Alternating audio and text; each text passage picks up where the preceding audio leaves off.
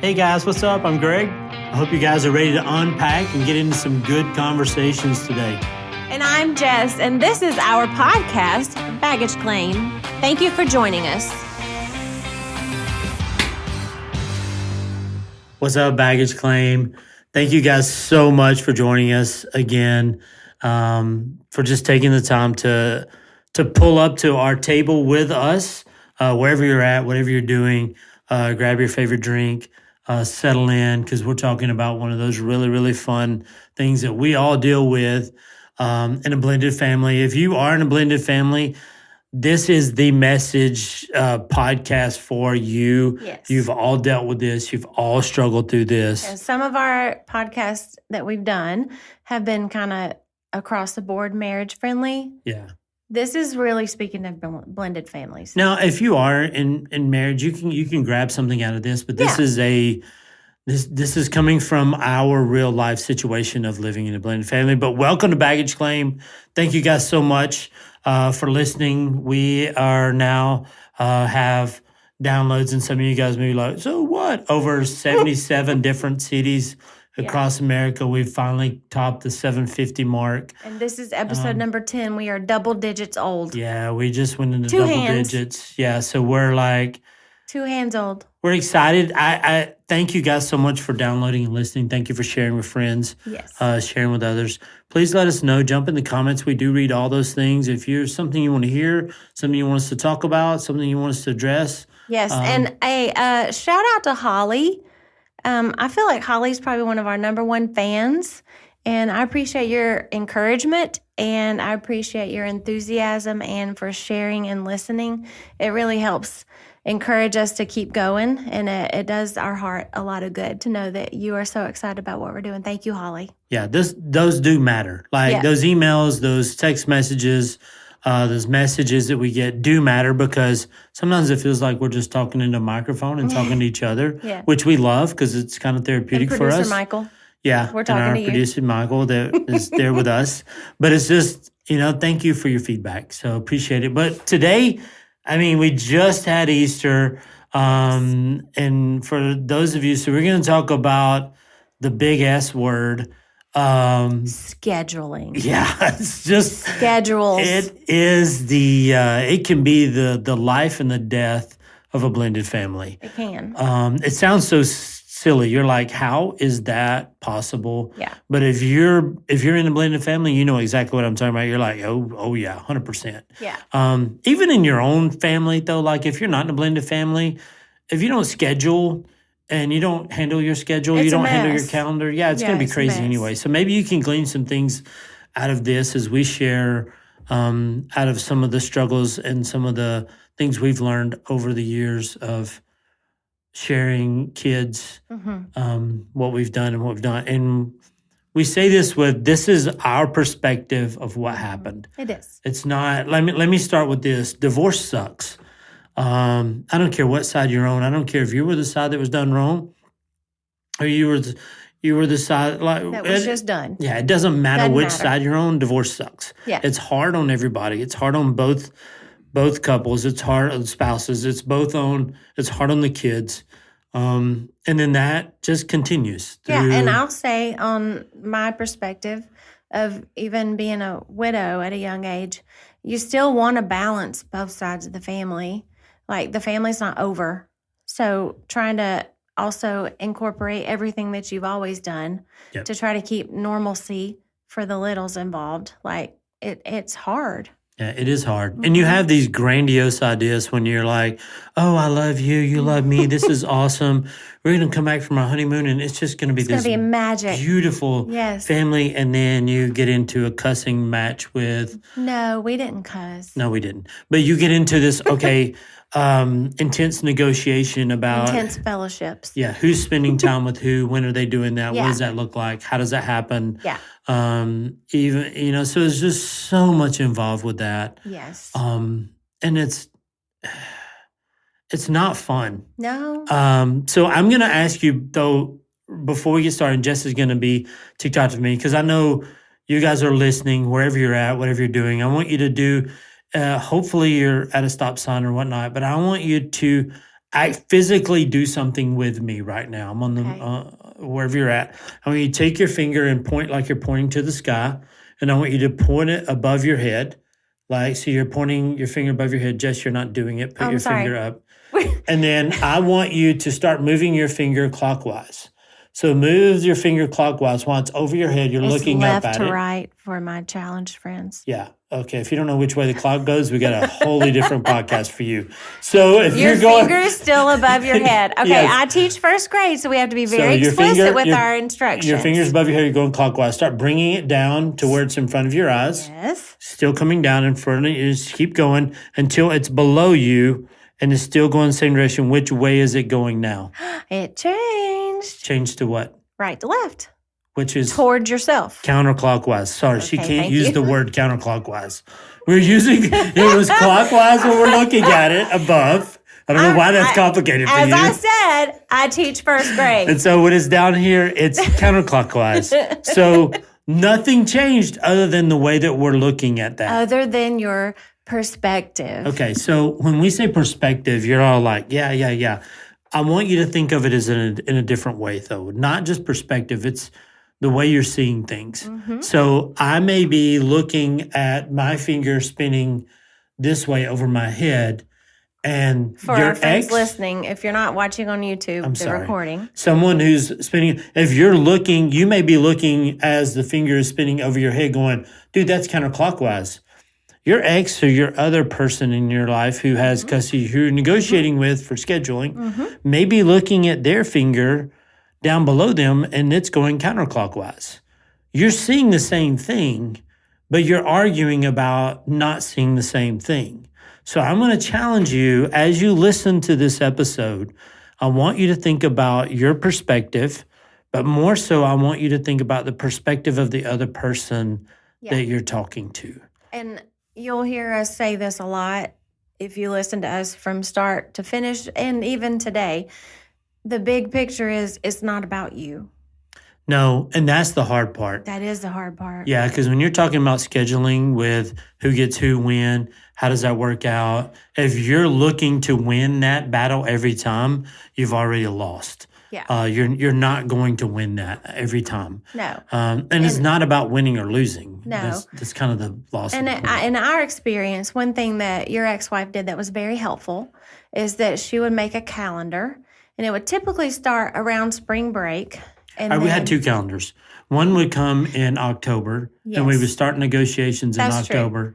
And then we would have one in early spring. So that would include fall break to Christmas break would be one calendar. And then the next calendar would be spring break through summer. And so it was super helpful. Then and she would do it color coded, like what she had planned versus what she knew what we had planned. And we could, go back and forth. And negotiations weren't negative all the time. No. It was difficult sometimes. It wasn't always negative. But that was one thing. And it's not one of those things. So if you're listening, you're like, I really want my kids. Here's some things like you have negotiables. Like, hey, these are activities that if my kids are a part of, awesome. If they're not, it's not the end of the world. It's not a deal breaker. Yeah. But here's my I have to, like these are my. I have one or two that I really, really, really need the kids to be at this. Yeah. And so we both kind of tried to say, hey, we have these things that I really want the kids to be at on her side and on our side. But the reason why I brought that up is because we had to keep the focus, and you had to help me remember too. And that is that it's not about ourselves. There's other pieces of family involved. Well, it's not only her and her time with them, but their time with her extended family and those things. And we wanted our kids to be a part of their lives in that too. So this is not if you're in a blended family and you're in a take situation, it's not going to work. Yeah, it's going to be hard. Yeah. Now there's some, God help us, there's some deadbeat dads out there. There's some deadbeat moms out there who don't really want to have time with their kids. Mm-hmm. And for that, I just say, love on your kids, support them. Don't badmouth. Yeah. We never, ever, ever, under any circumstance, badmouth anybody.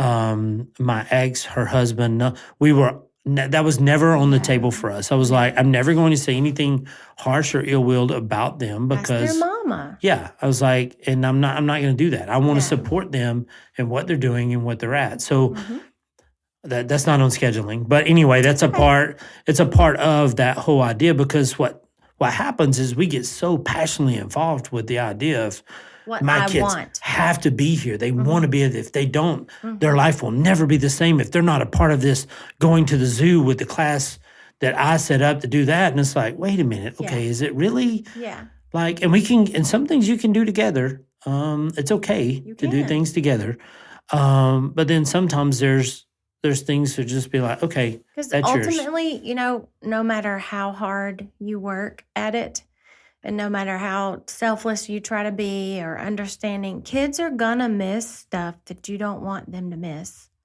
So how do you handle that? It hurts. Yeah, the reality of that is that if you're a couple, and I see this a lot when talking to blended couples, because when you first separate, your life is your kids, like your health and your kids, and sometimes you don't do it intentionally, but sometimes you put too much focus on the kids and their happiness that you forget about yourself and becoming the healthy version of yourself.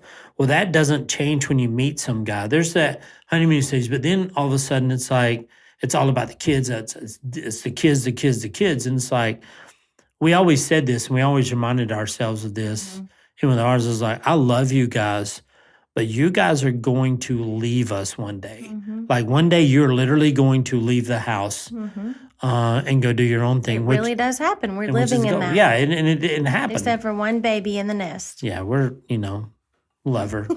But it's just one of those things. It's when they do leave, you're like, oh God, that was real. I wasn't just blowing smoke. Yeah, no, it's real. Yeah, so they're leaving. So it's like keeping the focus. All that to say, if your happiness with each other as a couple is dependent on your kids' happiness, you are doomed. Yeah, you're on a I mean, just really, to really put long it road. harshly, you're doomed because your happiness as husband and wife should not be dependent on the happiness of your children. And I don't care if that's a core family or a blended family. Yeah, it's true. I mean, that's the focus. I mean, I think I think all families deal with that. It's easier for moms do this harder, and you can speak to this. So I don't want to cancel myself in saying this, but hashtag cancel Greg. I think moms connect with their kids in a way for they love them and care, and it's just like they can be jerks, they can be brats, and it's like, oh, I still love them, they're my kids. It's my baby. But then if I leave my socks on the floor, you're like, you're such a nasty rat person. How could you ever live in a home? That's not a personal thing. Because No. You walked in today from work trying to find your flip-flops. No, I did not walk in from work. I got out of the shower and I was like, where are my flip-flops? Well, I had a stockpile in the living room. You had a collection in the living room. Yeah, it's been there for a few days and I have not said one word. Apparently my flip-flops So when you're making that analogy, that is not a personal analogy. I say that. Okay, I do. But I'm saying we tend to sometimes see the best in our kids and not the best in our spouse. And the worst in the spouse. Yes, right. I would agree with that. So the idea is that we sometimes when we come to scheduling an event, we think if our kids aren't here, it is a utter failure. It is just like, oh my gosh, it's not going to work. It's a failure. What if when we're scheduling an activity, now with Mother's Day coming up, I never fought for a Mother's Day, actually on Mother's Day situation with your children. Right. Because we always encourage them to spend with they're going to be with their mama. Right. But if it was another thing, if there was a situation where I felt like it was really important that Callie and Cody be there with me and you didn't agree, what if you didn't see it as important as I did? Okay, what's your question? Do we become enemies? Did you? That's like, did you ask the question? How would you handle that? I don't feel like you and I personally ever really experienced that. Because we were really mindful of the whole thing. But for other folks, what if there was just this one thing I was adamant that all the kids had to be at, and you just really didn't feel like it was a thing that was not? And, how would you have handled that? I would have asked the questions for you to like, what is the significance of this thing that you really, really want them to be at? Yeah. And why is it you really want them to be at this thing? Right. What are you looking, like, what do you want to accomplish with that? What are you trying to achieve with that? I'm going to, as your husband, one thing we always do is we always supported each other in front of the kids. Yes. Whether I agree with you or not, I was going to support you. And we still do that Yes. with the grown-ups. Now, sometimes children. I would support you, and then we'd pull aside and be like, please help me understand what you meant by that. You're full of crap. I don't know what you're talking about. I don't get that. But we would never do that in front of the kids. No, never. No. So it was always like, okay, I'm going to figure out what I have to do to make sure, because I want to honor you as my wife, because Thomas and Grace, you're their mom.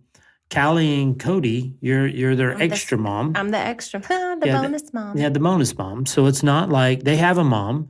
So it's not like we're asking you to take the place of that. That's not it at all. Absolutely not, and I never intended to. And so to. we always try to do something all together outside of Mother's Day, like a couple days before. Even the weekend before, weekend after. We did one of my favorite things, a strawberry picking day that we did. Do you remember that? Yeah, it's at J Moore. Yeah. Yeah, now J it's Moore become Farms. Yeah, Okay, it shout become out. In our local area. It's an orchard and farm for produce. But it was one of those things. It was a you have to be like for you were always flexible in the sense of like it didn't have to happen on Mother's Day. No. I had learned to find joy in what I could do with all of them. And just experiencing family as growing up or as an adult, and having my own mom and a mother-in-law, and then now your mother's my mother-in-law, and it's like you have to find joy where it happens, and it may not be actually literally on Mother's Day, but that was just what my heart had to learn. And but Mother's Day also is just a time to celebrate moms. Yeah. So it doesn't have to be on. It doesn't count if it doesn't happen on that day. No. So it's sometimes we get so caught up and in blended families, like sometimes you celebrate Christmas. It's not on Christmas. You celebrate holidays not on that holiday, but you celebrate them when you have them. Because kids will miss things that you really wouldn't want them to miss. Yeah. If you boil it down, honestly. Oh, they're going to 100%. Like they're not going to be at everything that you want them to be at. No. And as they grow up, they may not see things as important as you do. Well, I can guarantee you they will not. I was being sweet about it. I can guarantee you. So all we can do is invite them and let them know that it's important to you. Yep. I got in the conversation with a friend of mine because we were talking about this very same issue, and he goes, man, I keep inviting the kids, and they just keep turning me down. He's like, I just don't want to invite them anymore. Like, because it just feels like I'm just banging my head against the wall. And I was like, well, it feels that way, but you need to always know, like for me, and I was like, I can't answer for you in your situation, but for me and mine, I'm going to constantly push for my kid. I'm going to invite my kids to every single thing I do because I want them to be a part of if they show up for every single thing, I'm going to be stoked. Fantastic. Yeah, I'm going to be like so excited. I'm going to love them anyway. Yeah, but if they don't, I'm not going to love them any less. Right. But at the same time, because they're living their own lives. But when I start saying, well, I'm just not going to invite them because they don't ever come, I don't want my kids to ever feel not welcome. Yeah. You can show up at my house anytime you want as my kids. That's our policy. Right. We have 4 kids together, and some of them live, one in our home, one in our city, and then the other 2 live either 45 minutes or 5 hours away. But we invite all 4 of them to be a part of the same things, and sometimes the 5-hour away kid might show up. This is hypothetically speaking. Sometimes the kid that lives in the same city as us might show up, and sometimes, the kid that lives in our home may not show up, and the 45-minute away kid may not show up. A combination of whatever, right. But all 4 of them always know that they are invited and they're wanted. Yes. And so You're always welcome. Yes. Yeah. We have the, I guess the benefit, I guess maybe the word of, we have adult children where we can invite and they can make that choice. But also that's like, yikes, this is where we're at. You had to be okay for when they say, no. No, I'm good. Yeah, it's just thank you for inviting me. It was like, but at the same time, I want to be excited for them and having their own thing. So whether you may be in this and you'll be like, bro, my kids are hanging on my leg right now. Like, I'm listening to this and I got kids crawling on my head. I am telling you 100%, they're going to grow up and they're going to move out. They're going to go to college. They're going to go do their own thing. So make sure when you're thinking through this, don't think of this one event being the end all be all. Think of the big picture. Take back and remember, am I looking at my fingers spinning underneath, or am I looking at it from above? Are we looking at the same thing? Look at the big picture of it and constantly remember that perspective is everything. So I know that we talk a lot about our point of view with our adult children, but when they were little and we were scheduling with people outside of our control, and the kids were outside of our control for, when they weren't with us. Yep.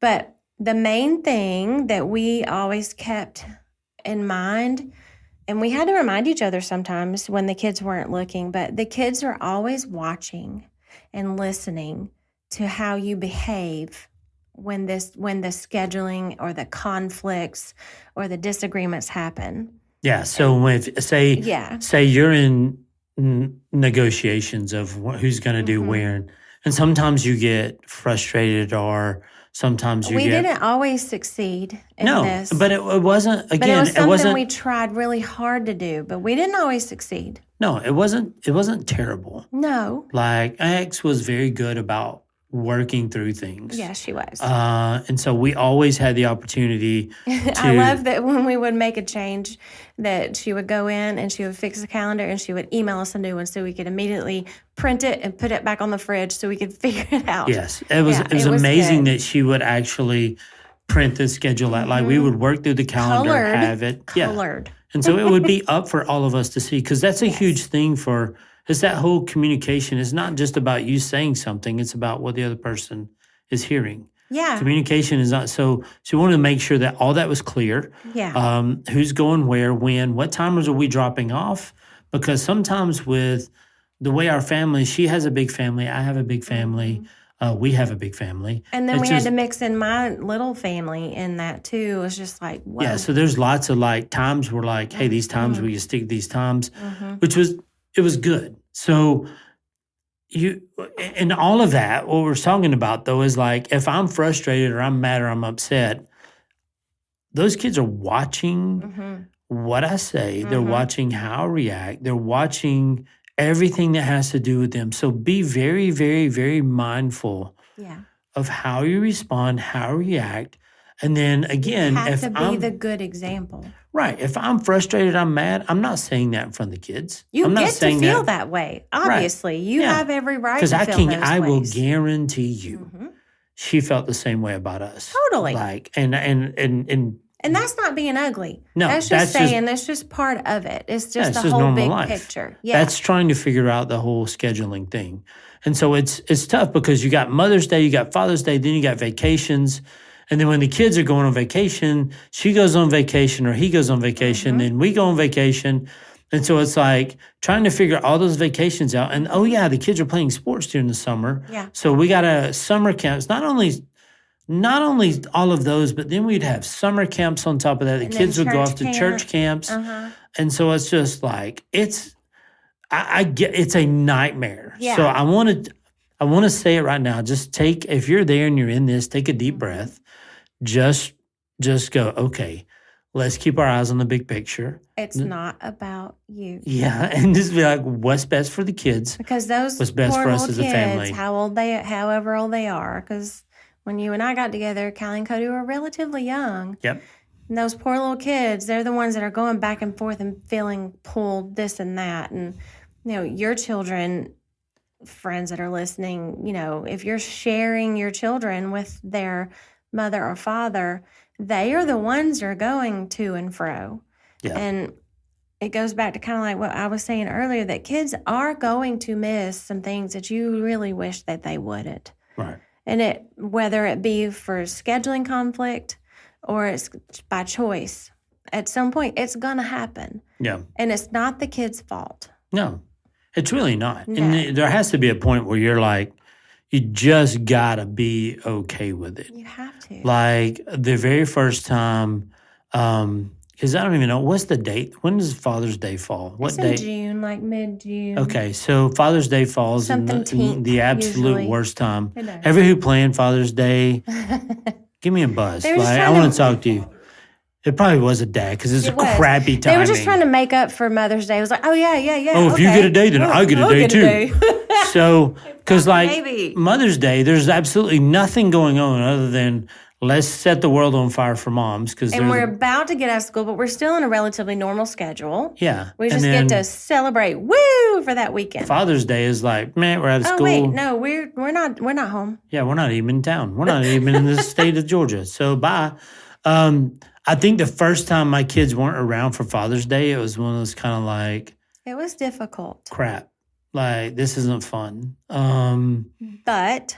I didn't say that to the kids. No. What we did is we're like, okay... We had already planned to go out of town the next weekend with the kids. Well, they were going on vacation with their mom during Father's Day. Mm-hmm. And, of course, I could get... Because this is a part of me. This is my perspective. Yeah.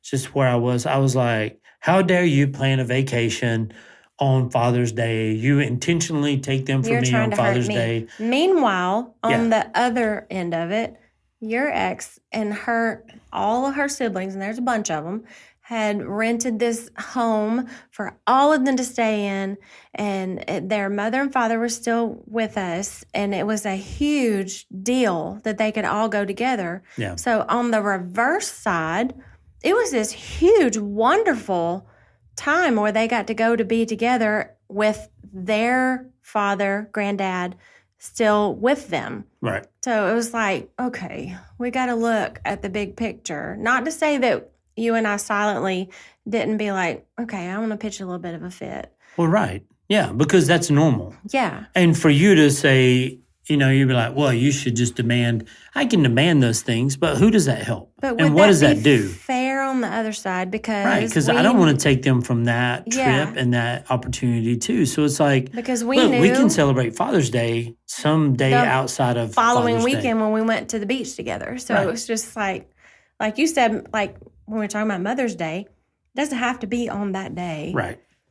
So this is that thing I'm telling you, and you know this if you're a blended family, like, because between you and I, Jess, like this had opportunity to become a really big rift between us. Yeah. Like you would be like, well, why don't you demand this? Or why don't you do this? And we went back and forth a lot of times, but it was just like, this is not what's silly. Yeah. We can't do that. No. So... No, it's silly. And this might be the third or fourth time I've said that in this very episode. It's not about you. Because it's not. It's just not. Right. You have a good... Are you allowed to have feelings and wants for what's going on in your family? Yes, of course you are. Yeah, 1,000%. When you and I chose to put our collective families together with all the baggage and the stories and the wounds that came with it, we can't make that be about what we want. Right. Yeah, that baggage is not our baggage. No. We just kind of got to carry it and be done. It would not be kind of us nor right in any way to ask our kids to carry that baggage with us. So, yes, 100%. Yeah. So, you have spring, you have fall, your two big scheduling times. Mm-hmm. Jess has made it abundantly clear it's not about you. But in the same sense, I want to stress to you, please don't make your happiness as a couple all about the happiness of your kids. Yes. Love your kids, instruct your kids, tell them the truth. Don't don't bring your crap and your baggage into your kids' lives and unpack it on them. It's not theirs, it's yours. It's not. So when you're scheduling, sometimes you get frustrated and you tend to want to do that. Don't. No. It's just not, it's not right. And so No, it's it's like, not. allow yourself to step back and say, okay, what's my perspective? Look at your perspective. And it's not that the other person, now I'm not saying there's some people out there who may intentionally just try to do things to hurt you. That's not the majority of places. Even if they're trying to do that to hurt you, don't give them the satisfaction of allowing them to do that. Allowing it to hurt you. Yeah, just you deal with it. You figure it out. You control what you can control. You can, and that's up to you. What you can't, you can't make those decisions. You can't stress and if you're about it. in what feels like a battle with a person that you might share your children with outside of your current situation, if your kids are old enough, keep inviting them. Let them know what's happening. Give them the schedule. If you have to print it out, if you have to send an invite to their phone, invite them, and they can help make choices for what they want to do. Correct. Yeah. Will they choose to not to? Yeah, they might. And will that hurt and break your heart? Yeah, it will. But at least you can know that they know that you want them there. Right.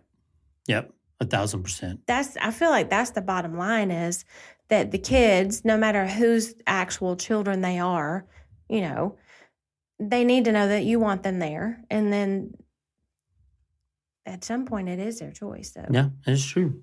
So how do we unpack this? So what does the unpack look like? The section where we look at and go, okay, so we've talked about a lot of application. We've talked about the hard things, the fun things, the bad things. So how do we, if we're unpacking this, what is one thing we can do to try to fix this or make this better? Well, one thing that we've touched on a couple times is, although it may not be comfortable or always positive, the communication with the other parent is number one. Yeah. You just have to. I mean, whether or not it's received in a positive light, or they choose to incorporate your wishes into their plans, you have to be able to tell yourself, now I know that I communicated. Right. And I'll say how you communicate that is huge. Yes. Like when we would always do a calendar, the calendar even in spring or in fall, the very first email / text message was like, this is a working calendar. This is our starting point. This is not our end point. Yes. So we're starting with this. And there was always. We always made changes to that. We did. So when starting don't start like and go, here's what I want. This is what I want. If I don't get this, I'm going to pitch a fit. And 9 times out of 10, your ex-wife, she would start the calendar and she would email it to both of us with quote unquote editing access so that we could add to or do whatever. And we always too communicated with her. Here's when our vacation is. As soon as we try to nail down our vacation, here's our vacations. Here's what we're trying to do. Here's something fun we're trying to do that we want the kids to be a part of. Like with Thomas, he would be out of town. We would go out of town, and usually in the summer, once a month for about 3 days for his mountain bike races or whatever. And but also too, we would schedule out, because we had kids for 7 days. She had for 7 days. So we would schedule out all summer. Hey, when summer's out, 7, 7, 7, when they would switch, vacations when we were switching. So we tried to plan. And we would work with one another to, like, if a vacation with you and I would back up to the following week that was for you and I, we would split and we would we figured it out. But because we communicated. It's a give and take. Like it's not always going to be favorable to you, but you know what? It wasn't always easy, but we really did truly. It's all about communication. Yeah. And with the other parent. And it's, like I said a minute ago, it's about communication with the kids as you go through it. And like we said a few minutes ago too, earlier, and when you're communicating with the kids, it's about modeling that behavior of not being ugly, not saying ugly things about their other parent. It's about modeling like, okay, here's what we're doing and here's the dates. So this is what we're communicating with your mother /father, and this is what we're doing. Because they're going to pay attention to how you do that.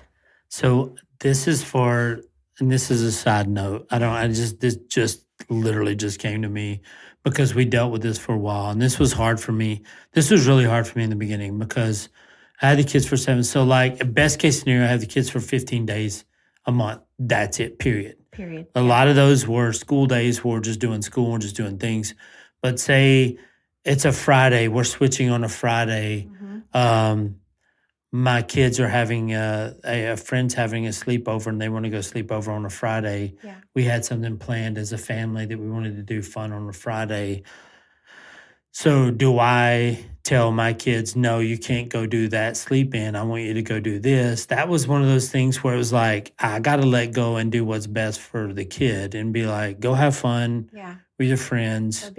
Go enjoy that. What we try to do in that is the exchange. And we'll talk about this in a later episode about the whole exchange. Our exchange, we moved it to a Sunday night. Because nothing was Fridays in the beginning. Yes. And then we just realized that's crazy. It's in the middle of everything. So let's do Sunday nights because nothing happens on Sunday nights. We're just going to go home and eat supper and get baths and get ready nobody's for school. going out. Nobody's going to do things. It's a good night to switch. So we moved that to Sunday nights. But just be mindful. If it's your weekend to have the kids and your kids and they want to go do something with their friends, allow them to go do that. Because if you don't and you're like, no, this is your time with me. You're going to spend this time with me. You create a guilt complex. Yes. And that's not healthy for anybody. No, it's not. And so, again, that's probably a story for another day. But at the same time. But I also, as a part of the communication with the calendar, with the families that are outside your family and the children, don't make the kids feel guilty. No. Don't make them feel guilty. Do not use your kids as a bargaining chip. Like, that's not the role of that. Do not do that. If you're doing that, bro, stop. You got some issues you need to work out within yourself. Yeah. Go see a counselor. Work through your crap. Don't use kids as a bargaining tool or a guilt trip. Yep. Even when they're little and you're trying to guilt them into wanting to be with you. And as they grow up, you might be trying to guilt them to want to do what you want to do. Yeah. But we don't want to make them feel guilty. Yeah, don't put that crap on your kids. Because the bottom line is, it's not about you. Yes. Dang it, I'm getting good. Okay. Well, let's you got anything else to end in the wrap up? I think so. I didn't pick out a question for today. Okay, that's cool. So I just want to say again, I'm so excited you guys are listening. And man, we get positive feedback from you guys, and it's so fun. Please, if you haven't already, hit the like, hit the subscribe button. Tell your friends. Tell your friends, share it with someone. Just hit that share button, send it over to some friends, and just. We had a lot of excitement and a lot of shares when we first started. We want to pick that back up. Yeah, so because we truly are investing a lot of time in this, not because like, hey, I want to make you feel guilty, like we just talked about. Not trying to make you feel guilty. It's just like we really are investing in this because we truly feel like this is a thing that we are supposed to be doing. Right. Well, when we put this together, we were looking for something to help us, just some encouragement, some advice, and some things just to keep going. And so that's literally why we're doing this. So I want to tell you, and I'm not going to get emotional, so I'm going to try not to. Like so it's okay if you do, though. It's meaningful for us. I was texting with someone today who just has gone through a divorce, kids. It's just, and it brought me back to, I remember how lonely it felt, how defeated I felt, how horrible I felt about myself, and that's no slam on anyone. That was me. But that conversation I was having took me back to there. And I just want to say, if you're listening to this and you just came through a divorce, I'm going to tell you this. Out. Yeah. And get up and put one foot in front of the other. And reach out to us. Yeah. Keep moving. Keep moving forward. Like, I know sometimes you just want to sit and you don't want to do anything. You don't want to get out of bed. You don't want to do anything productive. Just go do something productive. If it's just walk, I'm telling you, there's light at the end of the tunnel. Keep moving forward. Yeah, don't give up and just keep moving, because we're married 13 years. Almost. Yeah, this October. Mm-hmm. If you would have asked me this 14 years ago, absolutely not. I would have been like, absolutely. I could not have seen this. Mm-mm. You can't see what's around the corner, but I'm telling you, there's something really, really good there. I'm gonna share the story, and I promise this will be it. I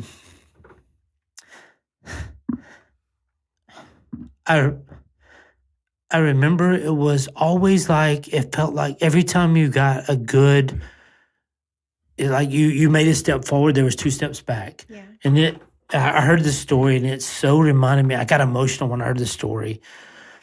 But it's an old fable, an old story, and just bear with me. There's a mule who falls in this well on the farm. A mule falls in the well, and he's just like, it's an old dry well, and so he's in the bottom of this well, and he's like, oh my gosh, I can't get out of this well. What am I going to do? This is it. This is like, I'm done. I'm in the bottom of this well. And the mule's there, and he looks up and he sees the farmer, and he's like, oh my gosh, there's a farmer. I'm saved. Well, the farmer takes the shovel and just takes the dirt and starts throwing it in on top of the mule. The mule's like, what is he doing? He's just burying me. And so as he's throwing the dirt and the gravel on top of him, the mule starts to shake the dust and the gravel off, and he takes a step up. And he realizes, as the farmer keeps throwing more and more on top of him, as he shakes and as he takes a step up, I'm getting closer to the top. And so the reality is that the things that are in your life that feel like you're just getting beat down, thing after thing after thing is just falling on top of your head. If you just shake it off and keep stepping up, you're going to get out of it. Yeah. Like it will happen. Just don't get caught up in I'm a victim. Mm-hmm. I can't get out of this. Nothing's going to change. There is light. Just keep moving. So even if you're in your blended family and you're just feeling stressed and you're just like, dude, I can't do this anymore. It's not fun anymore. Yeah. Yes, you can. Yes, you can. And if you feel like you can't, reach out to us. Yeah. And I would love to just chat with you and just see what we can do to help you. So not to end on a happy note, I feel like, I don't know, maybe this is a good note, but I'm just saying whatever it is that's hitting you this week, shake it off and step up. Yeah. Shake it off and step up, because there's more coming to that. And they were just all old mules stuck in the bottom of a well just trying to get out. So oh, that is so but anyway, thanks for listening to Baggage Claim. Yeah, woo! So hey, again, if you're a teacher like me, I can tell you we're less than 30 days. 24 days left till kids are gone. So. If you're in my school system, yes. Yes, so in Georgia. But we're on the ABC countdown in first grade. Tomorrow is D for dance party. Woo! I have no comment to any of that other than, hey, listen. Thank you guys for listening. Thank you for all the downloads. Thank you for the shares. Yeah, we really appreciate it. Yeah, so peace out. Have a good one.